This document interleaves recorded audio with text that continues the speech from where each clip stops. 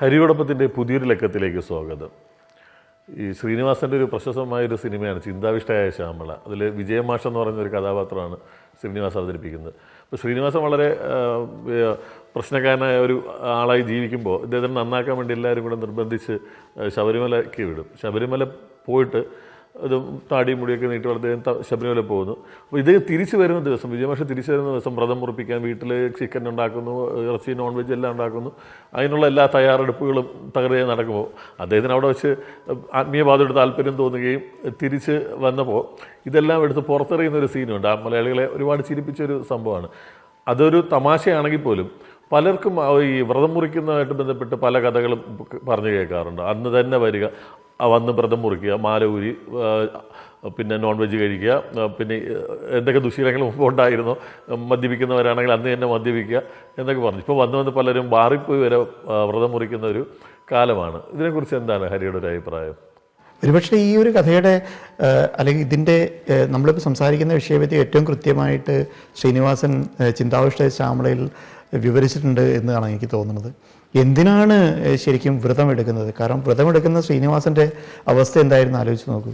കാരണം അതുവരെ യാതൊരു ചിട്ടയോ ചിന്തയോ ഇല്ലാതെ, കുടുംബത്തോട് യാതൊരു തരത്തിലുള്ള ഉത്തരവാദിത്തങ്ങളും ഇല്ലാതെ, യാതൊരു ചിട്ടയില്ലാത്തൊരു ജീവിതം നയിച്ചു വന്ന ഒരാൾ 41 ദിവസം വ്രതമെടുക്കാൻ അച്ഛനും അമ്മായിയച്ഛനൊക്കെ നിർബന്ധിതനാവുകയാണ് വ്രതമെടുക്കാൻ. തലേ ദിവസം വരെ അതിഭീകരമായിട്ടുള്ള മദ്യപാനമാണ്, കൂട്ടുകാരുമായി കൂടി കളിച്ച് നടക്കുകയാണ്. ഉത്തരവാദിത്വം ഭാര്യയോടോ കുട്ടികളോടോ കാണിക്കാറില്ല. അപ്പോൾ വ്രതം എടുത്തു കഴിയുമ്പോൾ അതിൽ നിന്നൊരു മാറ്റം അങ്ങോട്ട് വരണം. കാരണം വരുന്നുണ്ട്. അപ്പോൾ ഇന്നലെ വരെയുള്ള സ്വഭാവം പെട്ടെന്നൊരു ദിവസം മാറ്റാൻ സ്വാഭാവികമായിട്ടും പ്രായോഗികമല്ല. കാരണം പെട്ടെന്ന് മാറ്റണമെങ്കിൽ അവിടെ ഒരു കാരണം തീർച്ചയായിട്ടും ഉണ്ടാവണം. അത് ഒരു 41 ദിവസം ഒരു മണ്ഡലകാലമാണ്. ഒരു മണ്ഡലം 41 ദിവസം എന്ന് പറഞ്ഞാൽ നമ്മുടെ സ്വഭാവം മാറാനും ചിന്ത മാറാനും ശരിക്കും 41 ദിവസം മതി എന്നാണ് പറയുക. അപ്പോൾ ഇന്നലെ വരെ ഉണ്ടായിരുന്ന നമ്മുടെ സ്വഭാവങ്ങളിലെ ദൂഷ്യതകളൊക്കെ മാറ്റി, അല്ലെങ്കിൽ അതിൽ നിന്ന് നമുക്ക് കുറച്ചുകൂടെ സ്ഫുടം ചെയ്ത് നമ്മുടെ ജീവിതക്രമത്തിൽ ഒരു മാറ്റമൊക്കെ വരുത്തി ശബരിമല ദർശനത്തിന് പോവാണ്.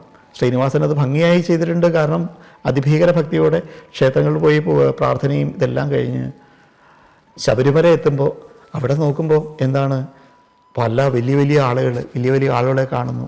ഈ പറഞ്ഞ പോലെ സ്വന്തം വലിയ ആംബിയൻസ്. ഒരാളുടെ ചോദിക്കും പറയണു, വലിയ ഒരു കമ്പനിയുടെ ചെയർമാൻ എന്തോ ആയിരുന്നു, അദ്ദേഹത്തിൻ്റെ സ്വത്ത് മുഴുവൻ അയ്യപ്പനെ സമർപ്പിച്ചു. അത്ര വലിയ കാര്യമാണല്ലേ. അപ്പോൾ ഇവരുടെ ചിന്ത ഏത് തരത്തിൽ ഇവരെടുക്കുന്നു?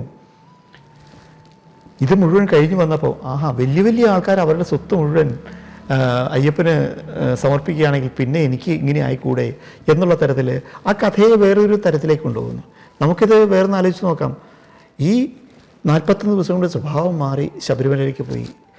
ഈ സ്വഭാവം, ശബരിമലയിലേക്ക് പോകുന്ന സ്വഭാവം ഒരു വളരെ ഗ്രൗണ്ട് ടു എർത്തായിട്ടുള്ള ഒരു കാട്ടിൽ ജീവിക്കുന്ന ഭഗവാനിലേക്ക് അടുക്കാൻ വേണ്ടി നമ്മുടെ മാനസികാവസ്ഥ എവിടെ കിടക്കാനും എങ്ങനെ കിടക്കാനും നമുക്ക് വേണ്ടി ഒന്നും ആവശ്യമില്ല, ഈ സമൂഹത്തിന് വേറെ ഒന്നും ചെയ്യാനില്ല എനിക്ക് എന്ന് വിചാരിക്കുന്ന ഒരു അവസ്ഥയിലാണ് ശബരിമലയ്ക്ക് പോവുക. ഇങ്ങനെയും പോയി നമ്മൾ ഒന്നും ചെയ്യാനില്ലാതെ അവിടെ ഒരു തപസ് മാത്രമായി നാളെ അനുഷ്ഠിച്ച് വന്നാൽ ഈ സമൂഹത്ത് നമ്മളെ കൊണ്ട് ആവശ്യമുണ്ടോ? അയ്യപ്പൻ ചെയ്യുന്നത് പോലെ നാളെ ഞാനും, അയ്യപ്പൻ ഈ കാട്ടിൽ വന്ന് തപസ്സിരിക്കുകയാണ്, ഞാനും ഇനി തൊട്ട് ഈ വനത്തിൽ തപസ്സിരിക്കുകയാണ്, ഇനി ഞാൻ നാട്ടിലേക്ക് പോകുന്നില്ല, എനിക്ക് സമൂഹമായൊരു ബന്ധമില്ല എന്ന് ഇവിടുത്തെ ശബരിമലയിലേക്ക് പോകുന്ന ഭക്തരെല്ലാം ചിന്തിച്ചാലത്തെ മാനസികാവസ്ഥ എന്തായിരിക്കും? എല്ലാവരും ഇനി മുതൽ അയ്യപ്പനെ പോലെ കാട്ടിൽ പോയി തപസ് ചെയ്യുക, സമൂഹത്തിന് വേണ്ടി ഒന്നും ചെയ്യണില്ല, ഞങ്ങൾക്കൊന്നും വേണ്ട. ഈ ഒരു കറുത്തമുണ്ട് എന്നുള്ളത് വസ്ത്രത്തിന് ഒരു പ്രാധാന്യമില്ലാത്തൊരവസ്ഥയാണ് ഈ കറുപ്പ്. അതുകൊണ്ടാണ് കറുപ്പ് വയ്ക്കുന്നത്. കാരണം വസ്ത്രത്തിന് പോലും പ്രാധാന്യമില്ലാതെ, ഭക്ഷണത്തിന് പ്രാധാന്യമില്ലാതെ കാട്ടിൽ കയറി കിടക്കാൻ ഞാൻ തീരുമാനിച്ചു. അങ്ങനെ അവിടെ ജീവിച്ചാൽ ഈ സമൂഹം എങ്ങോട്ടാവും? അപ്പോൾ അങ്ങോട്ട് നമുക്ക് എത്തേണ്ട ഒരു ആവശ്യമുണ്ടായിരുന്നു. കാരണം നമ്മുടെ ഈ ക്രൗഡ് ജീവിതത്തിൽ നമുക്ക് ഇന്നലെ വരെ പറ്റിയ തെറ്റുകൾ അല്ലെങ്കിൽ സ്വഭാവ ദൂഷ്യങ്ങളൊക്കെ നമുക്ക് 41 ദിവസങ്ങൾ നമ്മളൊന്ന് നിയന്ത്രിച്ച് നമ്മളെ കൊണ്ട് കൺട്രോൾ ചെയ്യാൻ കഴിയും, നമുക്ക് മാറാൻ കഴിയും എന്ന് പ്രൂവ് ചെയ്ത് നമ്മൾ ശബരിമല എത്തി.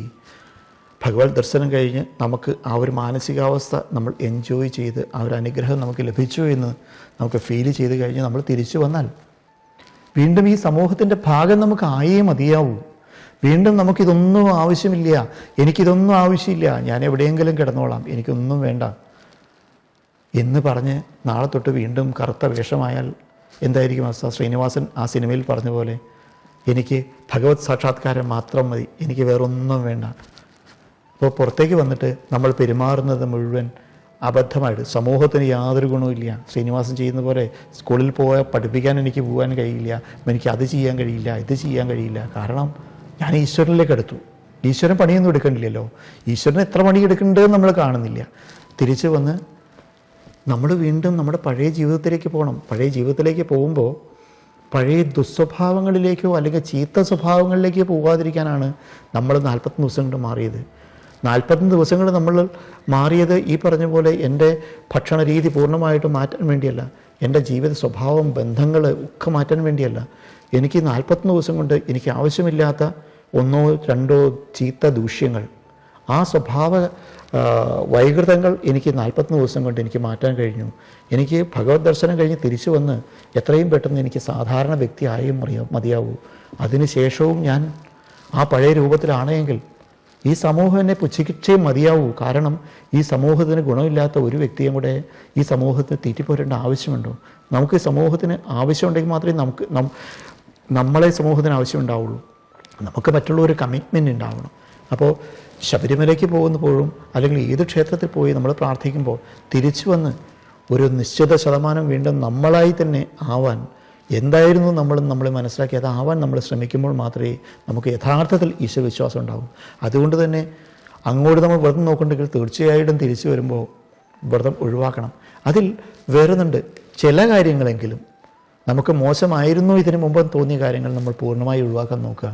അല്ലാതെ ജീവിതത്തിൽ ക്രമം കൊണ്ടുവരാൻ, ഒരു ചിട്ട കൊണ്ടുവരാൻ ആണ് ശരിക്കും ഈ 41 ദിവസം നമ്മളെ സഹായിച്ചത്.